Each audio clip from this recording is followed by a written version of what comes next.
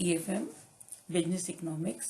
और आज हम इसमें चैप्टर पढ़ रहे हैं उत्पादन के सिद्धांत, परिवर्तनशील अनुपातों का नियम, theory of production, law of variable proportions. उत्पादन की प्रक्रिया उत्पादन के साधनों के द्वारा संचालित होती है और जितने भी फैक्टर ऑफ प्रोडक्शन है, भूमि, श्रम, पूंजी, संगठन, साहस, इसमें से यदि किसी भी एक फैक्टर की यदि अनुपस्थिति है तो संपूर्ण जो उत्पादन प्रोसेस है उसको रोक देती है और उत्पादन इन्हीं संसाधनों का प्रतिफल होता है।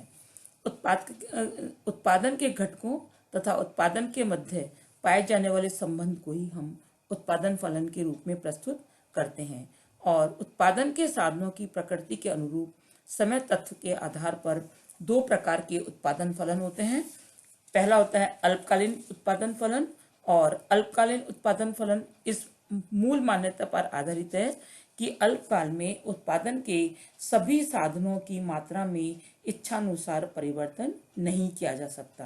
कुछ साधन उसमें से स्थिर रखे जाते हैं और जबकि अन्य को हम परिवर्तन कर सकते हैं। तो उस प्रकार से ये अल्पकालीन उत्पादन फलन, क्योंकि हमारे पास इतना शॉर्ट टाइम होता है और इस शॉर्ट पीरियड में हम सभी फैक्टर ऑफ प्रोडक्शन में परिवर्तन नहीं कर सकते, केवल कुछ में ही परिवर्तन कर सकते हैं। द्वितीय है इसमें दीर्घकालीन उत्पादन फलन।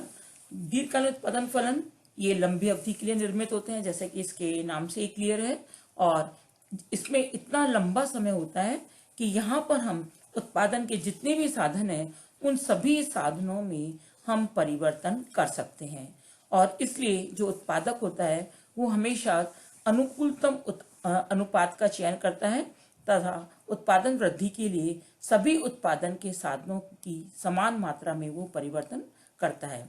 इससे उत्पादन करने का जो पैमाना है बहुत ज़्यादा विस्तृत हो जाता है और इसलिए उत्पादन के दीर्घकाल से संबंधित जो सिद्धांत हैं उसको हम पैमाने के प्रतिफल के रूप में जानते हैं। लेकिन इस चैप्टर में आज हम केवल अल्पकालीन उत्पादन फलन पढ़ेंगे और दीर्घकालीन उत्पादन फलन हम नेक्स्ट चैप्टर में पढ़ेंगे। अल्पकालीन उत्पादन फलन की तीन अवस्थाएं होती हैं, जिसमें पहला है इसमें उत्पादन वृद्धि की अवस्था, दूसरा उत्पादन समता की अवस्था और तीसरा उत्पादन ह्रास की अवस्था। इन तीन अवस्थाओं जो है हमारे उत्पादन की, उसको हम तीन नामों से पुकारते हैं। पहला नाम है इसमें उत्पादन वृद्धि नियम, जो कि उत्पादन वृद्धि की अवस्था को बताता है। दूसरा है उत्पादन समता नियम, जो कि उत्पादन समता की अवस्था को बताता है और तीसरा है उत्पत्ति ह्रास नियम, जो कि उत्पादन ह्रास की अवस्था को बताता है। इसमें है सबसे पहला उत्पादन वृद्धि नियम। आज हम इस वीडियो में उत्पादन वृद्धि नियम पढ़ेंगे और उत्पादन वृद्धि नियम या उत्पत्ति वृद्धि नियम पढ़ेंगे और नेक्स्ट वीडियो में हम बाकी के दो नियम पढ़ेंगे। तो उत्पादन वृद्धि नियम हम किसे कहते हैं? Law of increasing returns. जब उत्पादन की प्रारंभिक अवस्था होती है, फर्स्ट स्टेज होती है, वहां पर यदि हम जितने भी स्थिर साधन है उनके साथ परिवर्तनशील साधन की मात्रा को यदि हम बढ़ाते हैं तो परिवर्तनशील साधन की प्रत्येक अतिरिक्त इकाई बढ़ती हुई सीमांत उत्पादन प्रदान करती है। इसे ही हम उत्पत्ति वृद्धि नियम कहते हैं। कहने का मतलब है कि प्रारंभिक अवस्था में यदि हम कुछ साधनों को स्थिर रखें और किसी एक जो परिवर्तनशील साधन है उसमें वृद्धि करें तो जो उत्पादन हमें प्राप्त होता है वो हमें बढ़ते हुए दर से प्राप्त होता है।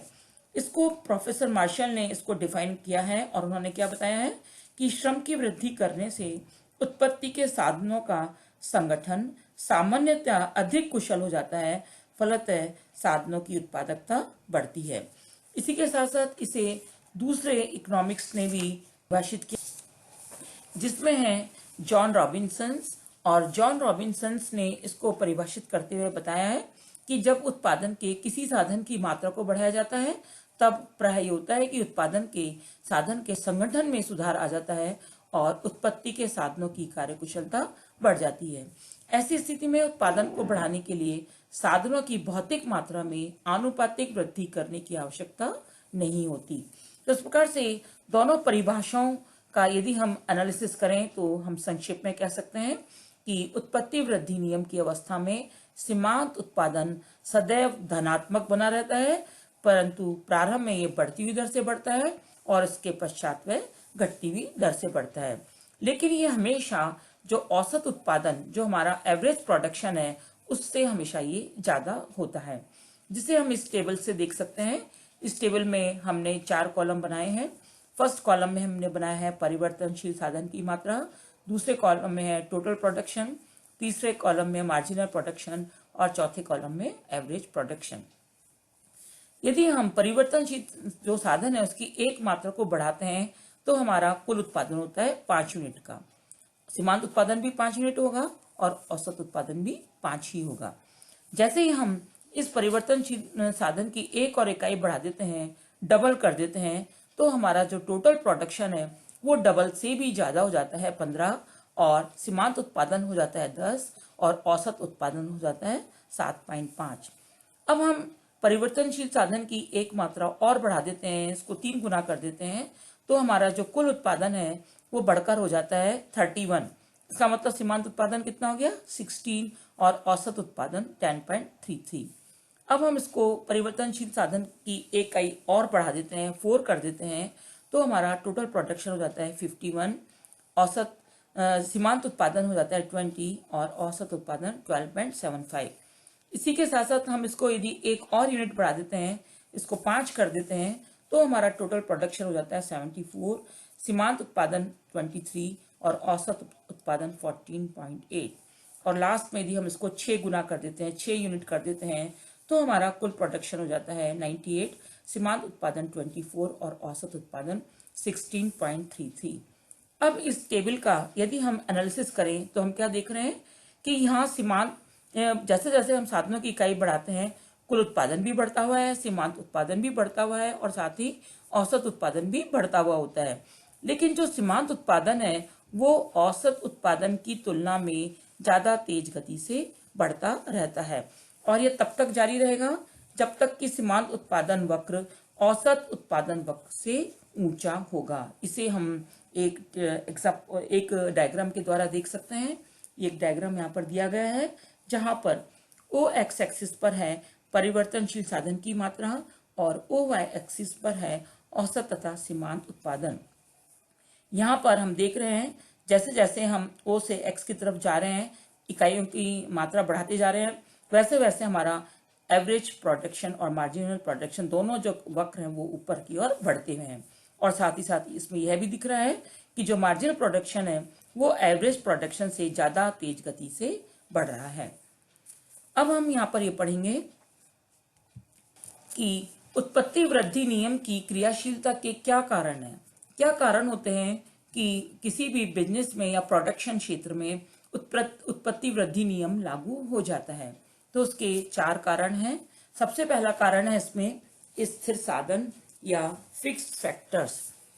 जब उत्पादन की फर्स्ट स्टेज होती है, प्रारंभिक अवस्था होती है, उसमें स्थायी साधनों को बड़े पैमाने पर हम स्थापित करते हैं और उनका उस समय शुरू के अंदर उनकी जो कैपेसिटी है उसका भी पूरा प्रयोग नहीं हो पा रहा होता है। और जैसे जैसे जब हम किसी परिवर्तनशील साधन की मात्रा बढ़ाते हैं तो उन साधनों का जो फिक्स हमारे सोर्सेज हैं उनका कुशलतम उपयोग होने लगता है। और ऐसी स्थिति में क्या होता है कि जिस अनुपात में हम साधन बढ़ाते हैं उससे कहीं अधिक हमारा अनुपात बढ़ता है। कहने का मतलब है कि उत्पत्ति वृद्धि नियम लागू हो जाता है। सेकंड जो इसका कारण है वो है स्थायी लागतें या फिक्स्ड कॉस्ट। फिक्स्ड कॉस्ट के संदर्भ में भी वही बात लागू होती है कि उत्पादन प्रक्रिया अपने प्रारंभिक दौर में जैसे जैसे आगे बढ़ती है वैसे वैसे जो हमारी फिक्स्ड कॉस्ट है वो डिवाइड होने लगती है, और जिससे क्या होता है कि पर यूनिट जो फिक्स कॉस्ट है उसमें कमी आने लगती है। जैसे कि मान लीजिए एक कोई कंपनी है, शुरू में उसकी फिक्स कॉस्ट 500 रुपए पर यूनिट है। यदि वो 1 यूनिट का उत्पादन करेगी तो कितनी फिक्स कॉस्ट हुई 500 रुपए। लेकिन वो उत्पादन बढ़ाकर यदि 2 यूनिट का कर देगी तो फिक्स कॉस्ट पर यूनिट कितनी हो गई 250 रुपए। तो इस तरह से शुरू के अंदर जैसे जैसे हम अपने परिवर्तनशील साधनों को बढ़ाते हैं तो जो हमारी स्थायी लागतें हैं वो भी विभाजित होने लगती हैं और उत्पत्ति वृद्धि नियम लागू हो जाता है। तीसरा कारण है इसका श्रम विभाजन एवं विशिष्टीकरण, division of labour and specialisation. जब स्थायी साधनों के साथ साथ परिवर्तनशील साधन, जिसके अंतर्गत हम श्रम की बात करें, तो यदि हम इसको निरंतर बढ़ाए जाते हैं तो ऐसी स्थिति में हमारे पास में श्रम काफी मात्रा में हो जाता है। और फिर उत्पादक क्या करता है कि जब हमारे पास में बहुत ज्यादा श्रमिक होते हैं तो हम श्रम विभाजन और विशिष्टीकरण की तकनीक को अपनाते हैं। और जब एक विशिष्ट श्रम एक ही काम को निरंतर एक लंबे समय तक करता रहता है तो वो इस विशिष्ट कार्य में का अभ्यस्त हो जाता है और इससे उसकी उत्पादकता में वृद्धि होती है और उत्पादन लागत में कमी आती है और साथ ही हमारा उत्पत्ति वृद्धि नियम लागू हो जाता है। तो लास्ट जो कारण है उत्पत्ति वृद्धि नियम का वो है साधनों की अविभाज्यता, indivisibility of factors of production. कुछ हमारे फैक्टर ऑफ प्रोडक्शन ऐसे हैं जो कि बाय नेचर हम उसको विभाजन नहीं कर सकते और ऐसी स्थिति में उन उत्पादन की मात्रा के अनुरूप हम उनके आकार में समायोजन नहीं कर सकते हैं।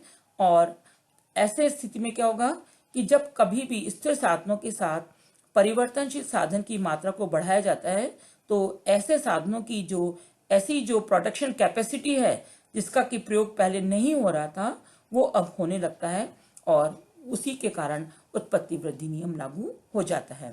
तो इस प्रकार से हमने देखा कि उत्पत्ति वृद्धि नियम लागू होने के बहुत सारे कारण हैं जिसकी वजह से किसी भी प्रोडक्शन की फर्स्ट स्टेज में प्रारंभ में जब तक सभी साधनों का अनुकूलतम उपयोग नहीं हो जाता है तब तक शुरू के अंतर्गत उत्पत्ति वृद्धि नियम लागू होता है। नेक्स्ट वीडियो में हम पढ़ेंगे उत्पत्ति समता नियम और उत्पत्ति ह्रास नियम।